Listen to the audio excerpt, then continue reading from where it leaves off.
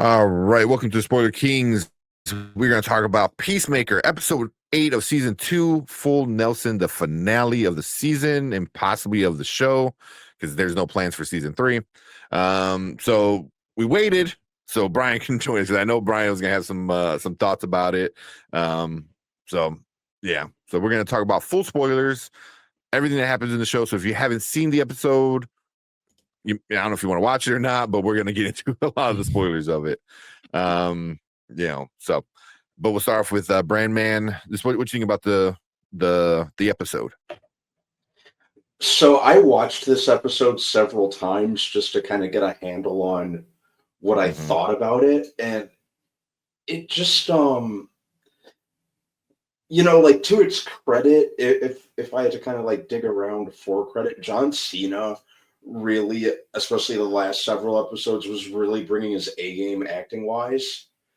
I thought he elevated a lot of it. I think some of the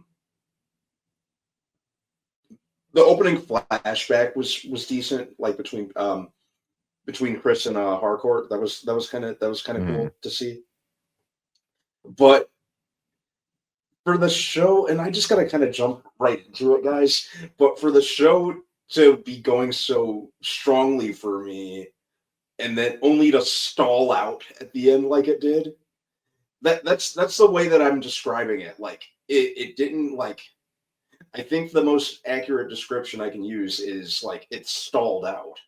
It felt like it really kind of went nowhere, and they didn't know what to do with the final episode. Like they just, it's such a brain fart of an episode. It was such a brain fart of a finale. That's how I have to look at it. Nothing happened, it seemed. Now, I don't know if that's because James Gunn has a bigger plan for the character of Peacemaker, be it him showing up in Man of Tomorrow or Supergirl, whatever it may be, because obviously this isn't the end. But I think it was just a very weird way to end things for it. Yeah.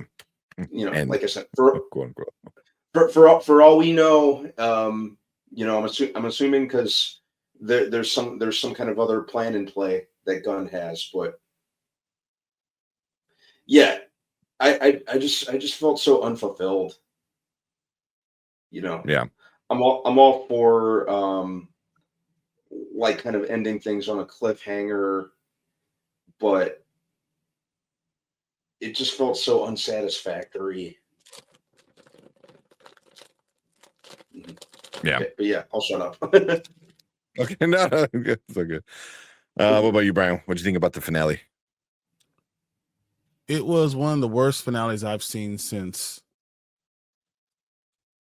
I don't know, House of the Dragon. No, I think this is worse. This is worse because it wasn't. I don't think it's the worst episode I've ever seen, but it's one of the worst finales I've ever seen. Because it wasn't a finale. It wasn't really anything ending to it. I felt like it was too much of it was just things happening. And like, you ever go into something and you have no plan, and you have it's one of the best penultimate episodes I've seen, with all that stuff going on. And then everything that happened in that, they really don't touch, besides the fact of Chris hating himself. I felt like they could have done so much more. And I think it left me disappointed. And that's a very big problem when you're talking about a possible series finale. You should not be walking away disappointed in what actually happened. And when I walked away, when I finished it, I realized, I was telling Tank this earlier, I just don't think I'm with James Gunn. What James Gunn likes and what I like all the time, it's not always the same thing. Yeah, I think that's what's coming down for me. I liked what he did with the Guardians, but what he finds good in TV shows and what I find good in TV shows aren't the same things, and I think that's probably my biggest issue. And the comedy just never hit for me a lot of times. The seriousness of it was great. and a lot of the way that the writing was all throughout the entire season was great. And I felt like it was really going up, like 6 and 7 is exploding, and it's going up, and it ate just like a wet noodle. And he said, but this is the end of the series, and you do that. I'm disappointed. Yeah. I'm very, very much like what Mama Bear said. I know I was talking about it like last week. And I think it reminded me of Multiverse of Madness kind of thing, where it was getting so hyped, and Tom Cruise is going to be in it, blah blah blah, everyone's going to be in it, and then once you see it, and you don't get all this the expectation is so high, and then it's just a good movie, but you're at a level 10, you're expecting like amazing peak of it, and you don't get it. And James Gunn did that, like all these things, like, oh, big cameos, you're gonna have big cameos. I didn't let people watch episodes 6, 7, and 8 because of the epicness of how it ends and this and that. And I'm like, oh, this is gonna be crazy, there's gonna be some like wild stuff. And then like Brian said, 6 and 7 we're like, oh, this is good, we're getting into some like real deep stuff with racism and privileges and like multiverses and multi-dimensions or whatever. So I'm like, oh, this finale is gonna be good. And then it just seemed like everything was moving so quick, and it was just like nothing finished. That was my issue, was like you didn't get an end of a story, which is fine. Not for a finale though. Like I feel like a season, even if it's like obviously you get a second season, third season, fourth season, whatever, but that season, that story, that the main thread you're going through needs to finish, and then you can set up the next stuff. This felt like it never finished, it only set up the next stuff. And that was my biggest like thing, was it was overhyped. Which he going back to what Brian said before, James Gunn needs to shut up. Like, just let your work speak for itself. Let the work speak for itself. Yeah. And I wonder if I would have been a little bit more accepting of the finale if he didn't hype it up so much. So there's that for me. And then the way he sets it up is also very underwhelming.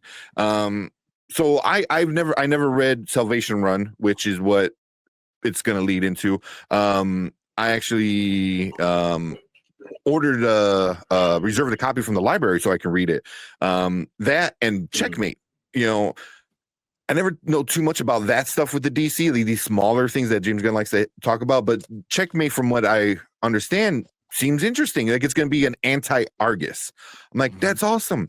Why do you set it up in like this montagey way? I just feel like you're setting up really important stuff for the future in a way where you're just like, you did it in 10 minutes, bro. Like what? So that part was like very like underwhelming, unsatisfying. It was just so unsatisfying, but I watched it multiple times, like Brandman said, and the things he does to set up, I'm like, okay, this is going to be important. Salvation is going to be super important.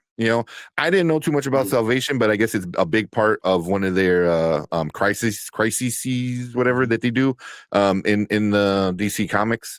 But it sets up like the New Gods. It sets up Darkseid. It sets up Legion of Doom, possibly. It sets up villains, big villains in the world, and that's going to be super interesting.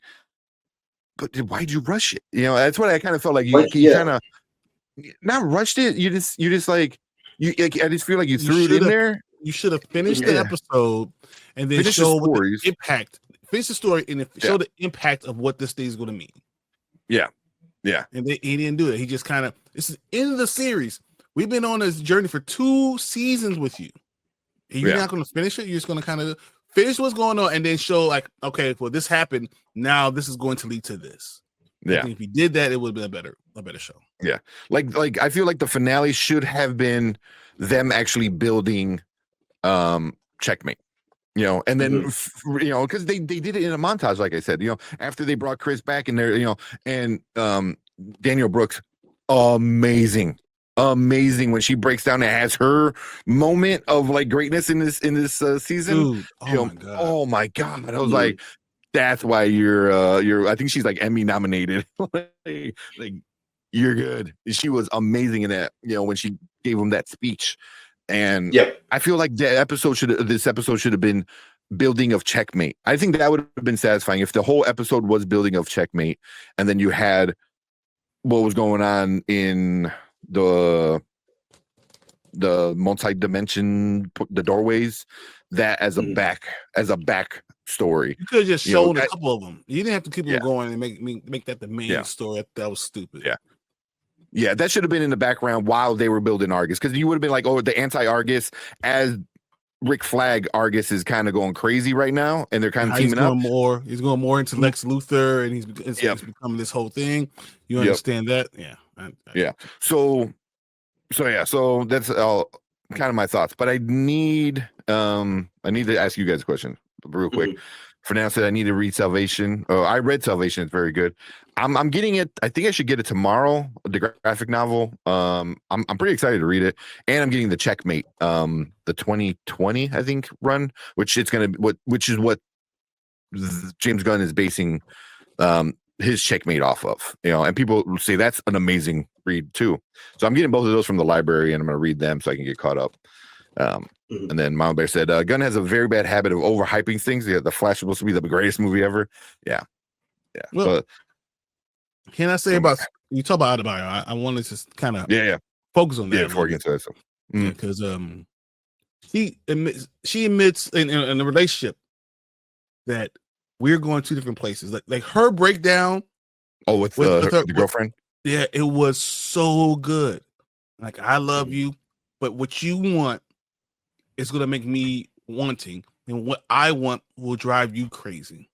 Mm-hmm. So we're just going to different places, and she has these feelings, and she admits that she hasn't been listening to herself, and that she has to be real open and honest about all this. So all her emotion, and it was just raw, and it was, you understand, if you've been in a relationship that you want to work out, and it just can't.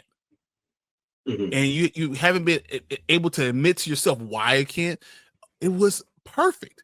That was, once again, James Gunn doing serious stuff. Sometimes it's just perfect. It's perfect. And then when she talks to Chris, and she said, you have this magic that has everyone that you touch believe in themselves. Oh, fuck. She basically says, I know you love me.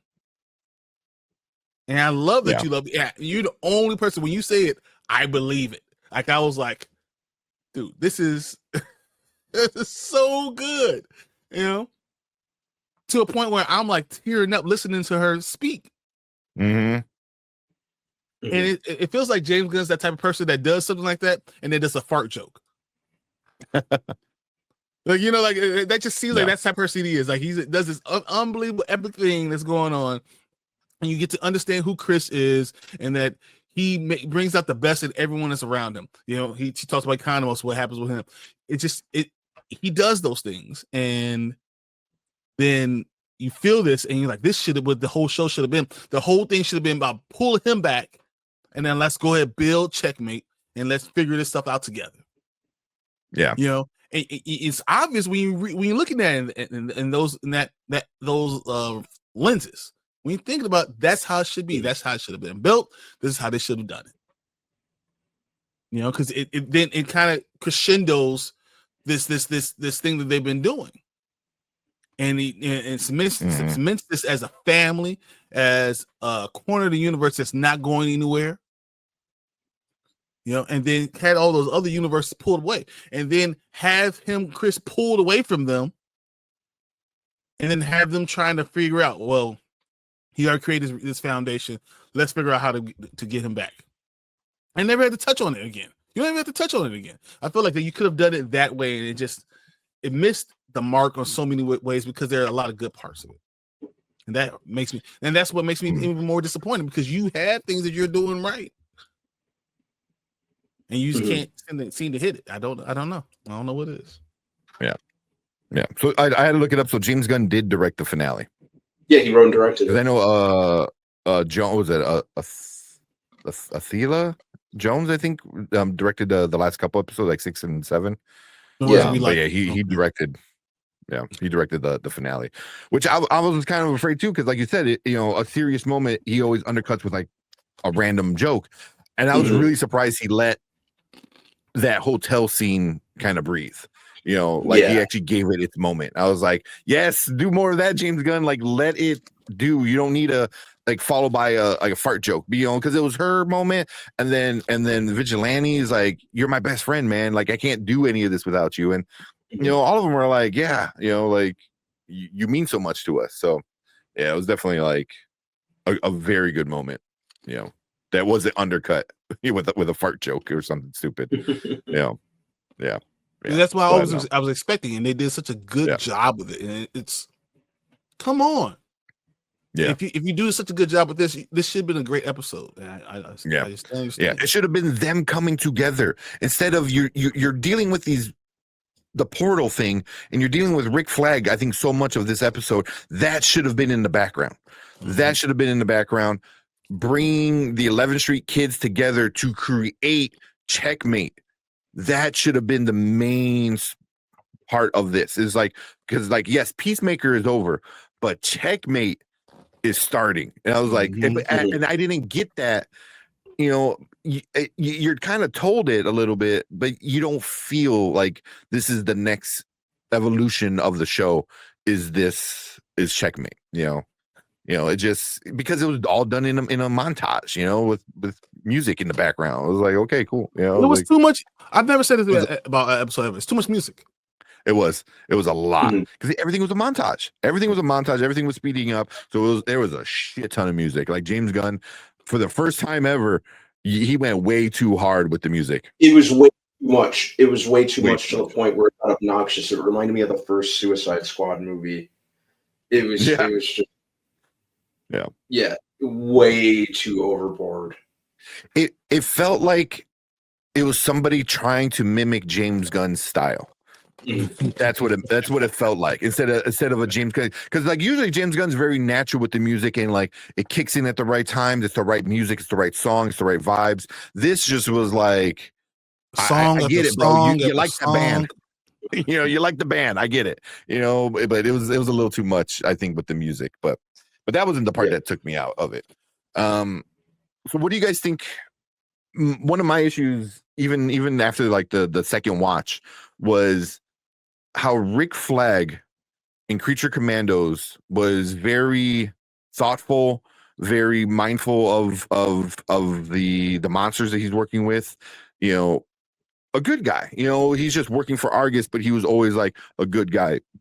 And then I'm watching him in season 8 or in episode 8, and he's going like full on evil. I'm like, what are you doing? And they even mention it in the show, where he's like, so you're just doing Lex's plan? 2 weeks ago you were like so against it, but now you're not. And I'm like, they didn't explain or give us, like the road of him turning into this version of Rick Flag that we got at the end of Peacemaker. What do you guys think about that? I mean, I heard a theory that I like, but I want to hear what you guys think.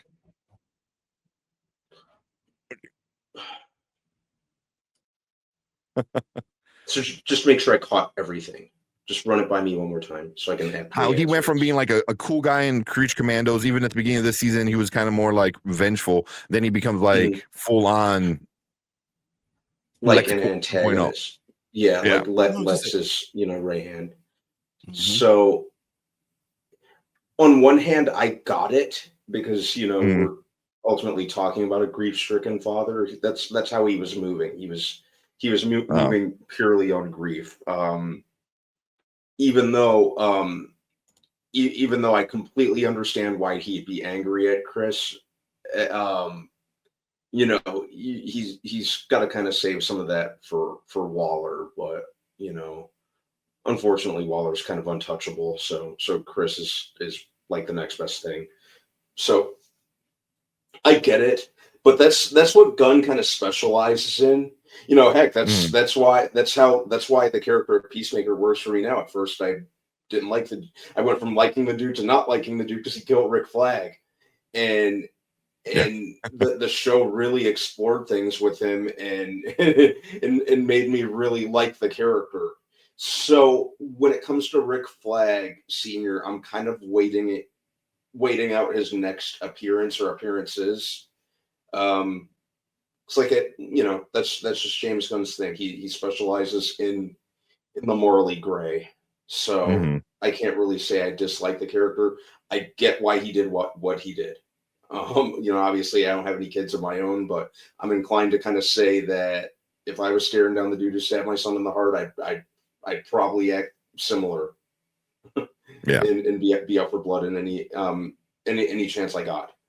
So I'm waiting to see more when it comes to Flag. Okay. Okay. What about you, Brian? I thought more specifically this episode he acted differently than he did any other episode in the entire show. Like the things that he was always angry at Chris. Always, and his motivation was specifically that. That was always that, right? But it changed. Like and even his relationship with what's her name? The cyborg. I don't know why. No. What's her face? I'm thinking of Superman for some reason. Her name's. This is what it would be. Why is her name escaping me? Ren. I know you're talking. She's new, and she really wasn't too much in the season. Sasha. Was it Sasha? Okay, there you go. Thank you, Tony. Yeah. So, yeah, I just felt like even his looking with her, like they were like going towards boyfriend girlfriend type of thing. Like I care about you, or I'm looking at you, and just everything seemed different. His reaction to even Tim Meadows' character, all those things. His reaction to everyone else, the way he pushed everyone outside, the fact that he was even accepting Lex's people. I thought one or two things. First thing, he's brainwashed. That he got too close to Lex, and Lex was able to brainwash him, and he's able to manipulate him in a certain way. He's now Lex on the outside while Lex is still in jail. So he is literally, that's why he's doing exactly Lex's plan, because it's Lex actually, he's like a puppet right now. He's doing it exactly the way Lex would do it. So my first thought was that, okay, he's been taken over as a puppet in some way, shape, or form. That's why he doesn't care about the same things he cared about before. He never asked about, in that other world, was my son alive? So that wasn't his motivation the same way. So I just thought that meant to me that might not, either he's being controlled by someone or that's not him at all. It has to be one of those two things. Yeah, because it didn't seem like it made sense. Yeah. So going well, I was kind of like getting at what I heard, and Tony brought it up, that the prediction that it's not the real Rick Flag, that it was actually Clayface. I'm like, that makes sense. That makes sense. We already saw Clayface in Creature Commandos. So I believe he already met Rick Flag, because it was in Frankenstein, and Rick fought Clayface. So it could have been Clayface. I mean, that would make the most sense, because after watching it 2 times, and I was just so I'm like, why is he becoming this, like he's doing cocaine, and he's like doesn't care about anything else. All he cares about this. It just felt very not like him. Even if it was. All he cared about was revenge for his son, that would have been more understanding of that character. But this was like a different person. So I heard somebody, I don't know who, but it was somebody on YouTube saying that it could be Clayface. I was like, I see that. I like that. The fact that he did not change Lex's plan made me went think right with it. That it's Lex. Yeah, Lex is literally controlling Rick Flag Sr. That just makes the most sense to me. Clayface would do things that help Clayface, not Lex Luthor. Yeah, but at least he's working for Lex. That was the only thing. That was the whole thing. Was like somehow he's working for Lex. so he's able to do this and that and blah blah blah. So I was like, oh, okay, like because then he was like, oh, here's a shit ton of money. I need you to be this person. I was like, okay, but then I also saw somebody because we don't know what Lex asked for, right?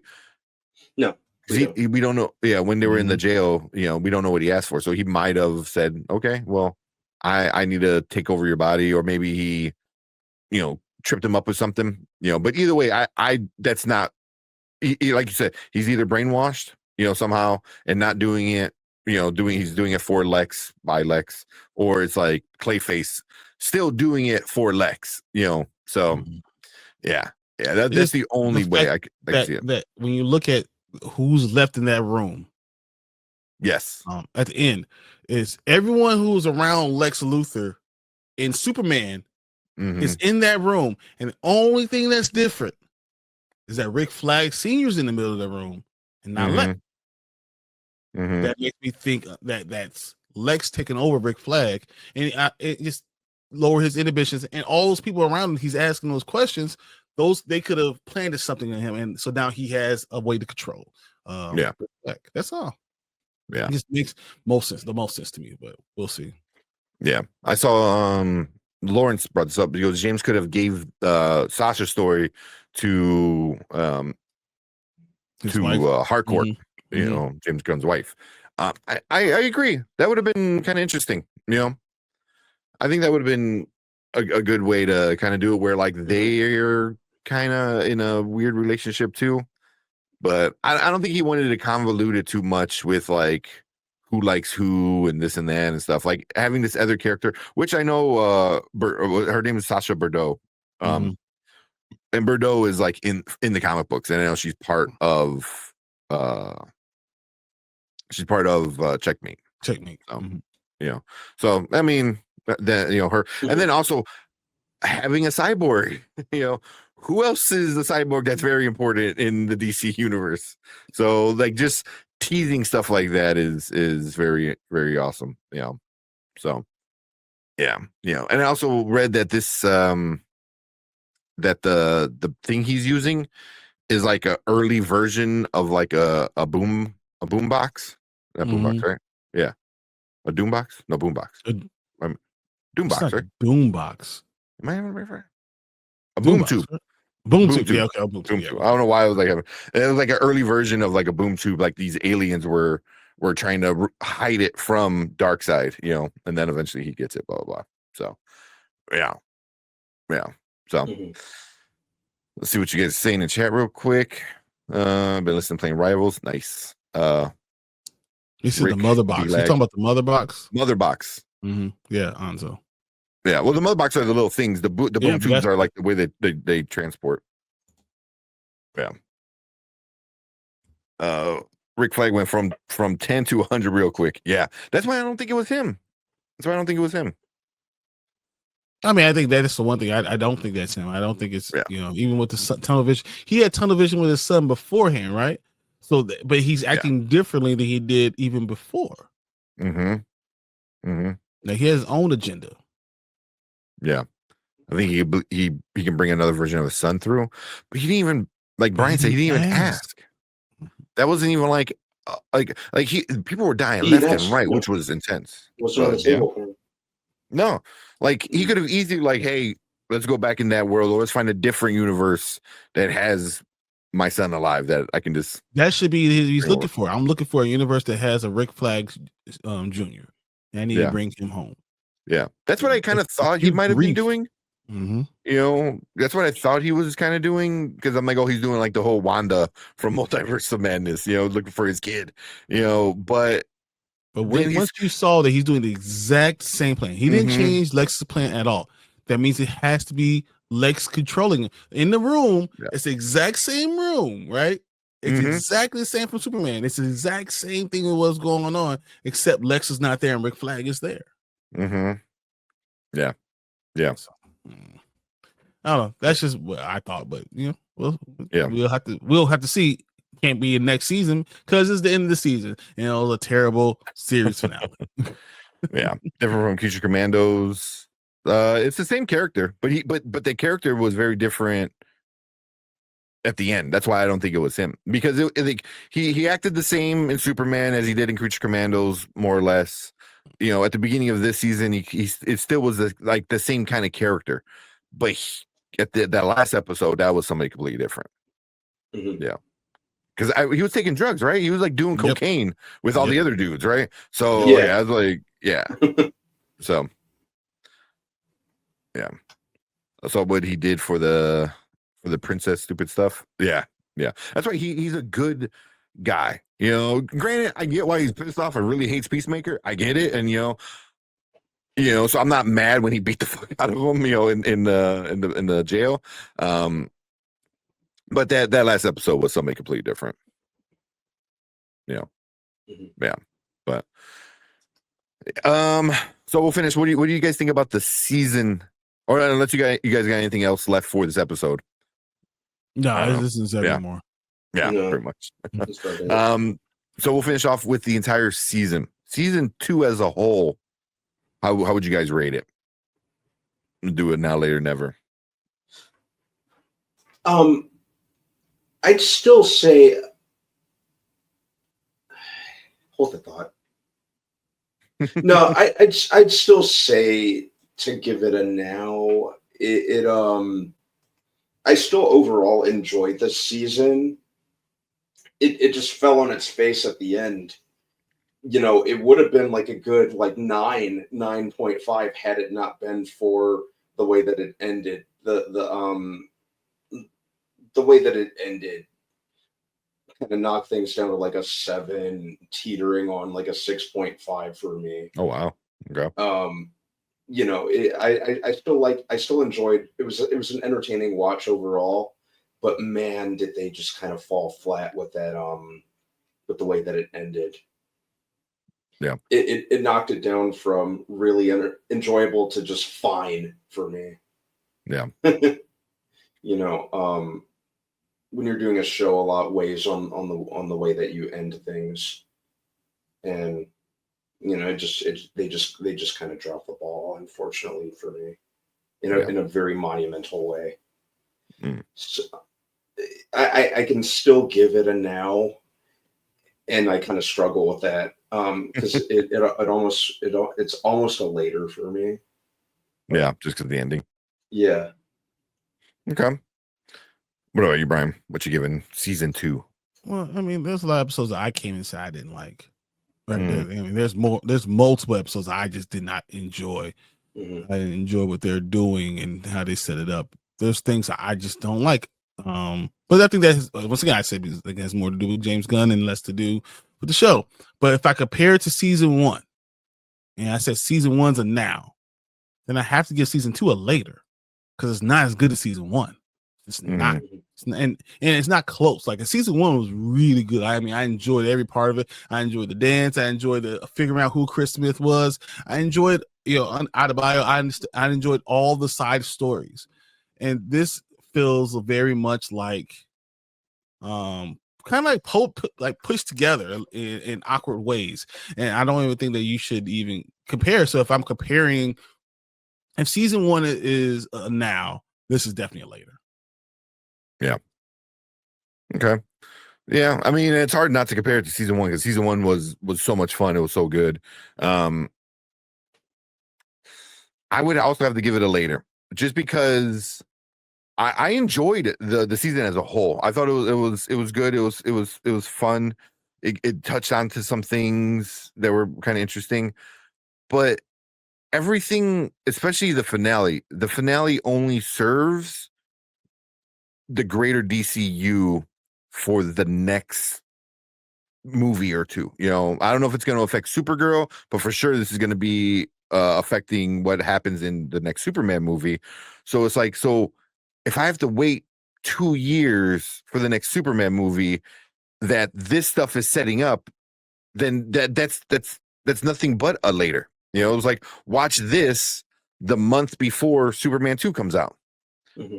Like, I don't need a setup for a movie that's coming out in 2 years. You know, finish your story, finish the Peacemaker story, and then tease setups at the end. Don't make your entire finale one giant setup. That was my biggest issue. But overall, it was a fun season. I had a lot of fun with it. I had a lot of problems with it too early on. But it was a good season for sure. Not as good as season 1, but this is something you watch before Superman, Man of Tomorrow. Mhm. You know, because that's what it's meant to do. It's meant to set up that movie in 2 years. So, yeah, definitely later. Watching in 2 years. Yeah, which I might do. I might watch that finale in 2 years before the Man of Tomorrow comes out. It's like, oh yeah, I forgot they did that. I might do the same. Yeah. But cool. You guys got anything else before Peacemakers? Anything else? No. I really, it didn't hit the cultural phenomenon that the first one did. And I think it started Agreed. with the dance. I think that was part of it, and trying to recreate something instead of trying to do something new for it. I think that was a mistake. I think it was a mishit. Because it could have done something either very similar to it or just did something totally different that was just so awesomely thought of.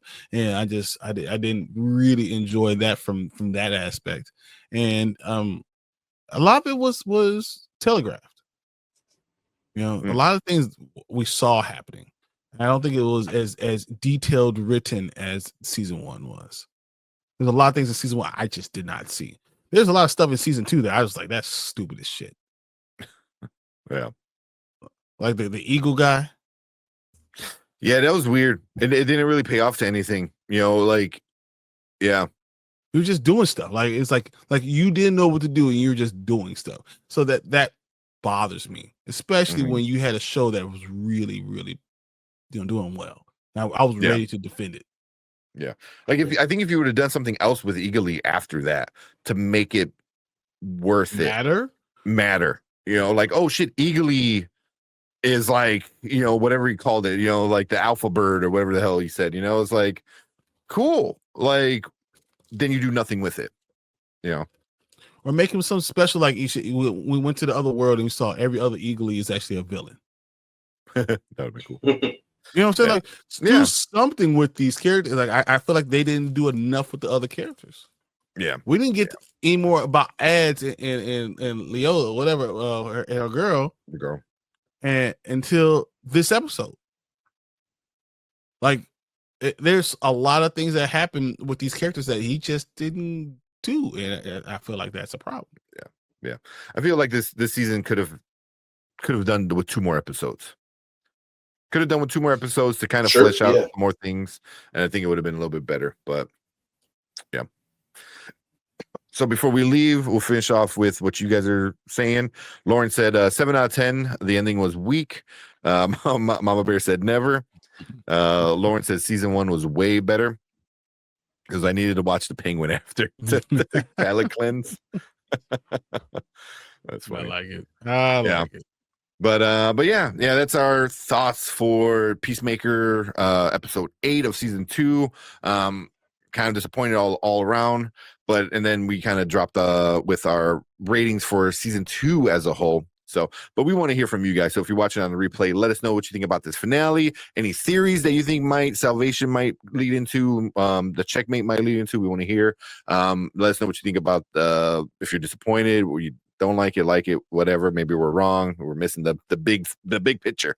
But let us know. Make sure you guys hit that like button, hit that subscribe button, come and join us when we talk about other DCU stuff, Marvel stuff as well, other fun, nerdy things too. And we appreciate everyone in the live chat. We want you guys to stick around because we're moving on to our next topic for the night.